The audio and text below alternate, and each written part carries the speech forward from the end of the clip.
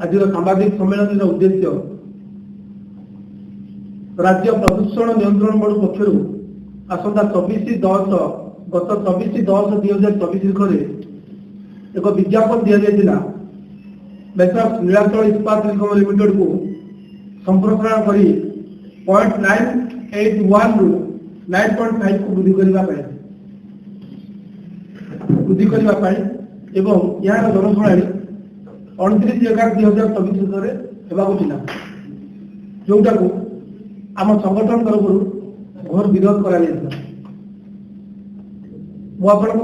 चाहे ये नीलाचल इस्पात निगम चतुर्पार्श्व बारागाड़िया डुगुरी नड़ियाभंगा रणागुड़ी ओल्लोल एवं सारंगपुर 6टी पंचायत रही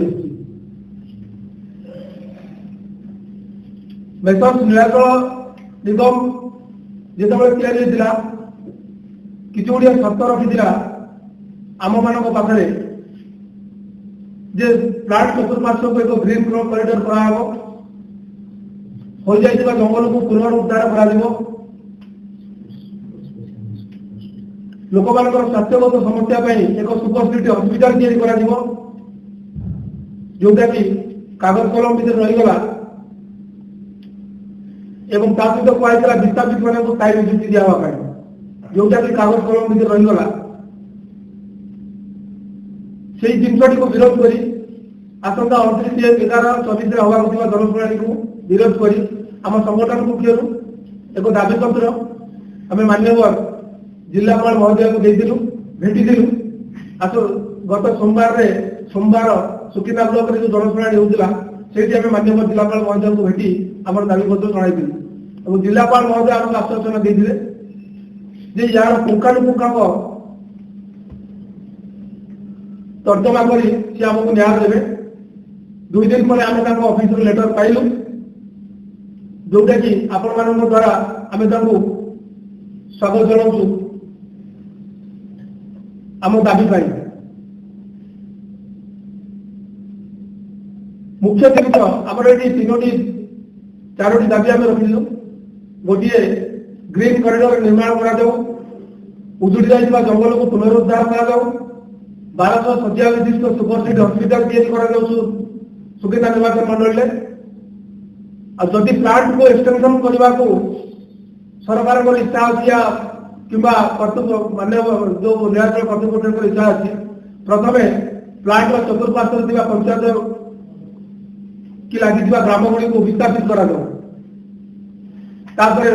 शिल्प या कारण आम शिल्पायन को विरोध करूँ आम शिल्प नीति की विरोध करूँ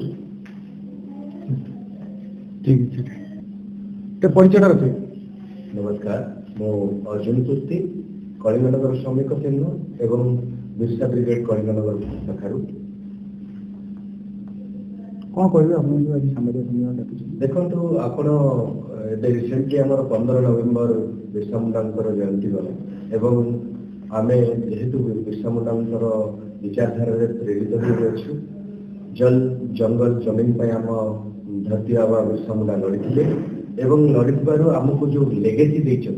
जंगल परिवेश जीवन को नहीं आगे बढ़ाई से लेगेसी को आम फॉलो करूँ एवं प्रदूषण जनित जेकोसी रोग जो आज आम कलिंगनगर व्यापी ताकू भी दूर करने आमर साथी मान सहित आम प्रयास करूँ और यह कार्यक्रम को जो आमर प्रदूषण जो रोग हो जो प्रकार जलवायु प्रदूषण कर सदाबले चाहूले तार जनशुणाणी था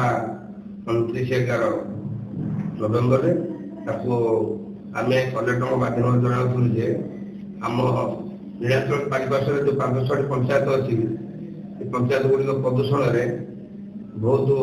कैंसर किडनी पेसेंट बहुत अच्छा सहित आम सारंगपुर ग्राम पंचायत सारंगपुर ग्राम जहाँकि नीलाचल स्थापित कर 2500 एकड़ जगह सारंगपुर ग्राम पंचायत सारंगपुर गाँव 1250 एकड़ सारंगपुर किंतु सारंगपुर ग्राम को 100 एकड़ विशिष्ट जगह छाड़ी देते 600-700 परिवार हतसंत पूर्व दिगरे ट्रेन लाइन नीलाचल पश्चिम दिगरे उत्तर दक्षिण दिगरे बीआरसीएल नेशनल हाईवे प्रदूषण घाटी होने ତାହାକୁ ଆଗାମୀ ଦିନରେ ସାର ପ୍ରୋଗ୍ରାମ ଯଦି ବିସ୍ଥାପନ ନ କରାଯାଏ ନିରାଞ୍ଚଳ ତରଫରୁ ଆମେ ଆଗାମୀ ଦିନରେ ଘୋର ବିରୋଧ କରିବୁ। ତା ସହିତ ଶିଳ୍ପ ଯେତେବେଳେ ସ୍ଥାପନ କରିବାକୁ ଚାହୁଁଛନ୍ତି ଜଙ୍ଗଲ କିସମ ବଦଳାଇ ଦେଉଛନ୍ତି ଶିଳ୍ପ ପାଇଁ, କିନ୍ତୁ ସାଧାରଣ ଲୋକ ପାଇଁ କିସମ ବଦଳାଇ ପାରୁନାହାନ୍ତି। ଆମେ ଜଣେ ସରପଞ୍ଚ ହିସାବରେ କହୁଛୁ ସାଧାରଣ 4-5ଟି ଯୋଉ ପଞ୍ଚାୟତ ଆମର ଏଠି ଅଛି ନଟ୍ ଫାଇନାଲ ଏରିଆ କିସମ ଜଙ୍ଗଲ କିସମ ସାଧାରଣ ଲୋକଟେ ଗୋଟେ ପ୍ରଧାନମନ୍ତ୍ରୀ ଆବାସ ଯୋଜନା ପାଇପାରୁନି। ତେଣୁ ଏସବୁ ଜିନିଷ ଆଗାମୀ ଦିନରେ ଜାରି ରହିଲେ ଆମେ ରାଜରାସ୍ତା ଓହ୍ଲାଇବୁ। ପରିଚୟ ରଖନ୍ତୁ। ଜୟପ୍ରକାଶ ସାହୁ, ନଡ଼ିଆଭଙ୍ଗା ପଞ୍ଚାୟତ ସରପଞ୍ଚଙ୍କ ପ୍ରତିନିଧି। କଳିଙ୍ଗ ପ୍ରଦୂଷଣ ବିରୋଧ ଯାନମଣ୍ଡଳ ସାମ୍ବାଦିକ ସମ୍ମିଳନୀ ନେଇଛି। ପ୍ରଦୂଷଣ ପାଇଁ ଯୋଉ ସ୍ୱାସ୍ଥ୍ୟ ସମସ୍ୟା ହେଇଛି କଣ ହେଇଯାଇଛି? ପ୍ରଥମେ ତ ମୁଁ କହିବି ଆମ କଳିଙ୍ଗନଗର ଅଞ୍ଚଳରେ ଯେତିକି ପ୍ଲାଣ୍ଟ ଗଢି ଉଠିଛି, ପ୍ଲାଣ୍ଟ ଯୋଉ ହିସାବରେ ଗଢି ଉଠିଛି ସେଇ ହିସାବରେ ସ୍ୱାସ୍ଥ୍ୟ ସେବା ନାହିଁ। କାହିଁକି ନା ସ୍ୱାସ୍ଥ୍ୟ ସେବା ଏଠି ଗୋଟେ ବଡ ସମସ୍ୟା ସୃଷ୍ଟି ହେଲାଣି। ଯେତିକି ଆମର ଏଠି ପ୍ରଦୂଷଣ ହଉଛି ସେଇ ହିସାବରେ କିଡନୀ କ୍ୟାନ୍ସର ରୋଗୀ ଯୋଉ ହିସାବରେ ବଢି ଚାଲିଛନ୍ତି ସେଇ ହିସାବରେ ମେଡିକାଲ ଗୋଟେ ନାହିଁ। ଆଉ ଯୋଉ ମେଡିକାଲଟି ଟାଟା ତାର ମାନେ କଣ କହିବାକୁ ତାକୁ ପଡିବ ଗୋଟେ ଡଲାର ସିଷ୍ଟମରେ ତାକୁ ରଖିଛି, ଯେମିତି ଲୋକମାନେ ଥରଟି ଯୋଉ ଗରିବ ଲୋକଟି ଯିବା ପାଇଁ ତ ସେଠି ସାହସ କରେନି, ଆଉ ଯିଏ ବି